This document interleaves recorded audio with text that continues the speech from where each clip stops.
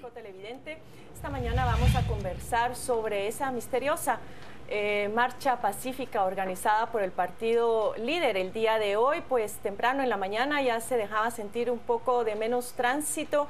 Algunos establecimientos habían suspendido clases, otros simplemente, como ya mencionaban nuestros compañeros, los padres de familia decidieron no enviar a sus niños al colegio y pues se siente el ambiente de incertidumbre y hasta cierto temor por lo que pudiera acontecer.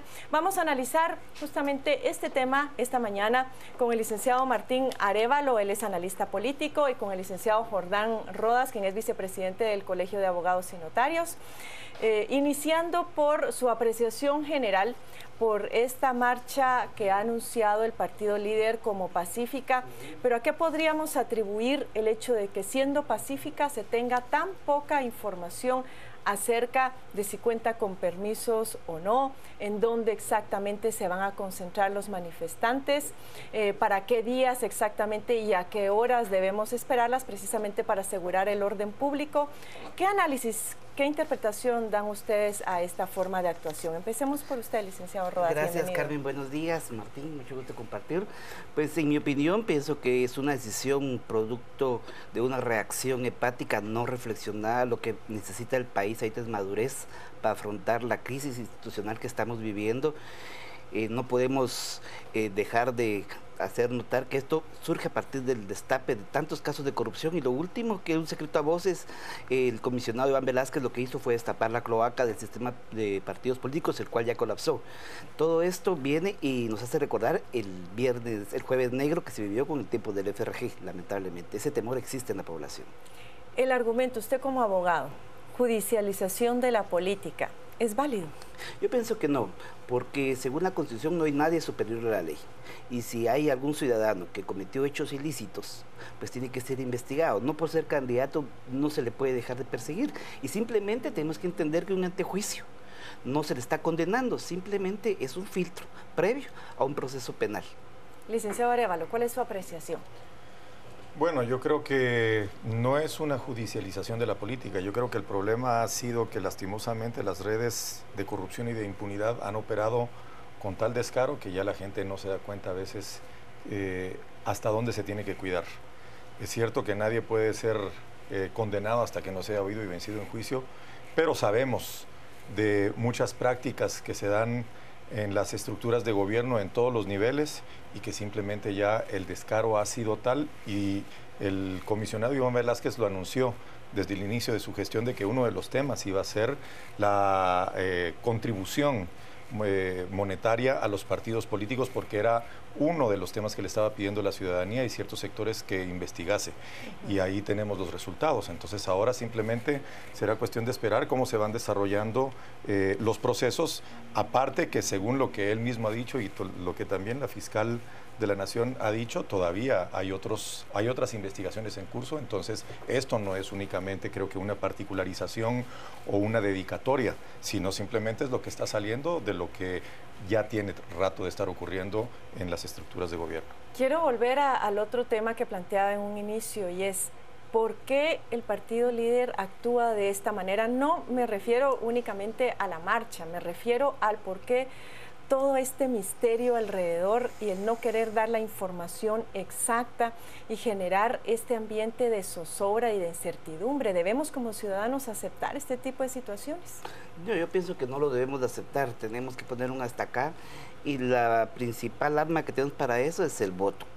A un político se le premia o se le castiga con el voto, y esa oportunidad tenemos el 6 de septiembre para evaluar qué tan democráticas son estas prácticas. De mi punto de vista no lo son. Y entonces ahí, y no solo el Líder, si vamos a descubrir cómo se maneja el sistema, la mayoría de partidos se maneja con ese misterio, con ese financiamiento poco transparente también. Ajá. El tema es varias formas de obstaculizar la libre locomoción, porque no se trata únicamente de tapar una calle o una avenida, eso es una forma, pero hoy ya vimos que se obstaculizó, digamos, la locomoción de otra forma. Todas esas personas que decidieron no salir de casa, no enviar a sus hijos al colegio, actividades que estaban programadas para el día de hoy, que han sido canceladas y que habían sido programadas con mucha anticipación, eso afecta también a la ciudadanía. ¿Cómo hacer para finalmente darle a entender a estos partidos políticos que si quieren llegar al poder tienen que ser ellos mismos quienes empiecen a dar el ejemplo en cuanto al respeto a la ley y el respeto a los derechos de los ciudadanos a los cuales ellos aspiran gobernar? Yo creo que es un tema en el cual están recurriendo al miedo, infundir miedo en la ciudadanía, en la población, precisamente para crear ese efecto y que de alguna manera esto sea como una barrera en contra de lo que ellos dicen que es el acoso a sus cuadros y a sus dirigentes. Pero esto, licenciado Arévalo, estamos en un momento electoral. Pareciera que es completamente contraproducente para un partido político que aspira a hacerse de la presidencia ir completamente contracorriente de la opinión pública, pidiendo que la CICIG se vaya del país, prácticamente diciendo un no a la justicia y tratando de ver esto como medidas políticas y no jurídicas, y por el otro lado, aparentes amenazas a la libertad de expresión. ¿Cómo explicamos ese tipo de estrategia?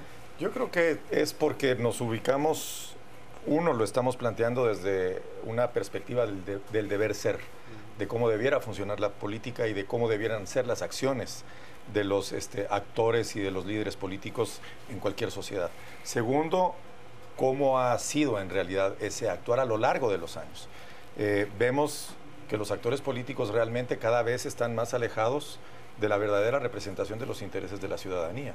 Y ellos hacen y toman las decisiones de acuerdo a sus intereses o intereses particulares, aún en contra de la opinión, ya sea pública o aún a veces técnica de la gente. Entonces, creo que en este momento lo que estamos viendo es una medida desesperada de que, bueno, no lo puedo hacer en el formalismo en el cual nos hemos manejado regularmente, pues entonces ahora vamos a recurrir a una medida ya de presión. Sí, cuando el Estado de Derecho y el discurso del institucionalismo me conviene, entonces apelo a la vía institucional y al derecho. Y cuando no, entonces me voy por la vía de los recursos políticos.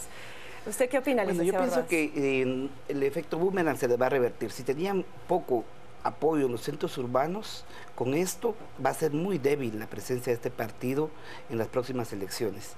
Y quien está en contra de la CICIG, quien está en contra del accionar de la fiscal general del Ministerio Público, está a favor de la corrupción. Eso está clarísimo. Hay quienes dicen, bueno, ¿cómo es posible, pareciera ser tan absurdo que vayan en contracorriente precisamente porque esto podría tener un efecto electoral completamente contraproducente, a no ser que el partido líder ya tenga muy bien medido cuál va a ser un eventual resultado electoral y que tengan asegurado su voto rural? Si ellos creen tener asegurado el voto rural y no les interesa para nada el voto urbano y eventualmente llegaran a ganar la elección, únicamente se estarían concentrando en ese momento, en hacerse de la victoria. Pero, ¿y después? Va a haber una ingobernabilidad total, porque sin duda alguna los formadores de opinión están en la capital y los centros urbanos del país, y ese malestar estaría permanentemente los 4 años de una eventual gestión. Y no hay que olvidar que la CICIG, el mandato está prorrogado con el apoyo público en su momento de líder. Ahora, lógicamente, tienen un doble discurso y eso también les pasará factura.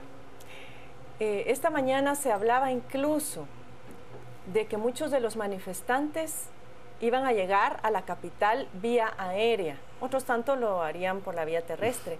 Esto sería, bueno, de hecho ya es algo totalmente inédito, porque se ha visto el acarreo de manifestantes, pero por vía terrestre. ¿Qué fue lo primero que usted pensó o se le vino a la mente cuando escucha que muchos de esos manifestantes van a venir por vía aérea, licenciado Arévalo?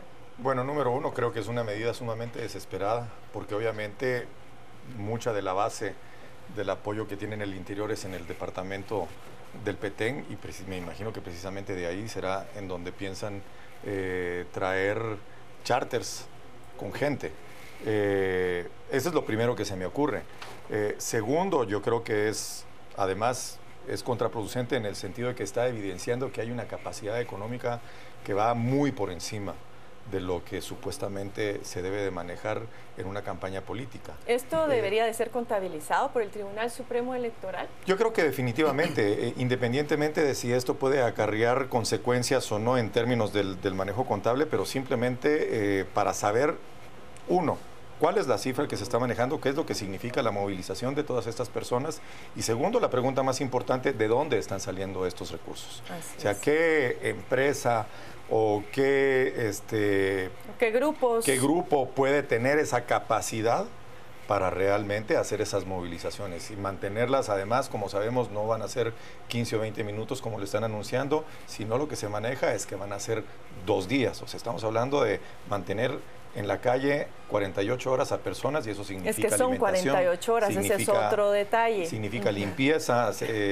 Bueno, la limpieza yo creo que no les interesa mucho, de eso se tendrá que preocupar el alcalde Álvaro Arzú. Vamos a ir a consultar las redes sociales porque nuestro público televidente está muy inquieto y está opinando esta mañana. Mario, cuéntanos, ¿qué están diciendo?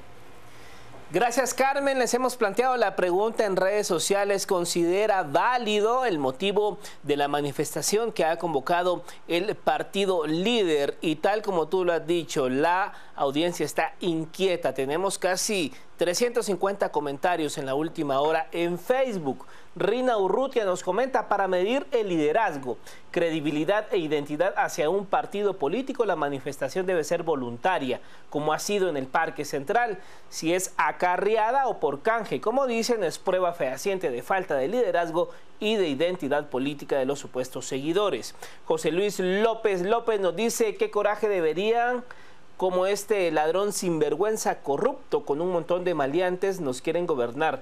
Despertemos pueblo, no nos quejemos. Vemos otros comentarios en las redes sociales. Por ejemplo, acá Salvador García de Paz: payasada de los rojos, dice simplemente. Acá Miseltec Sagba nos postea la portada de revista Contrapoder, el último número, jaque a Edgar Barquín. Leo, ¿y por qué la CICIG no actúa de inmediato para que le retiren la inmunidad a ese ladrón, si saben que más de 14 millones de guatemaltecos no los queremos? Bueno, la CICIG no debe de retirar la inmunidad. Recordemos que la Fiscalía General y la CICIG presentan la solicitud de antejuicio y es la Corte Suprema de Justicia la que debe de resolver. María José Coto Fernández: no, injustificada totalmente.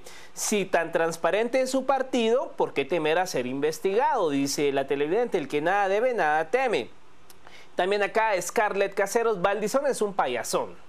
Él dice que es respetuoso de la ley y lo primero que hace con esta convocatoria es instar al desorden. Luz María Roldán también nos comenta: no, esas son patadas de ahogado, eso solo demuestra su ignorancia. Y así tenemos varios comentarios donde la audiencia considera que no es válido el motivo para convocar a esta marcha o manifestación. No se sabe realmente qué es lo que será. Pero volvemos contigo, Carmen, para seguir analizando el tema. Muchas gracias, Mario. Licenciado Rodas, no hay duda de que hacer una purga al sistema, o como otros lo han llamado de una manera mucho más tajante, que es exorcizar el sistema, va a requerir enfrentar una serie de poderes oscuros que nos han tenido de rodillas durante mucho tiempo.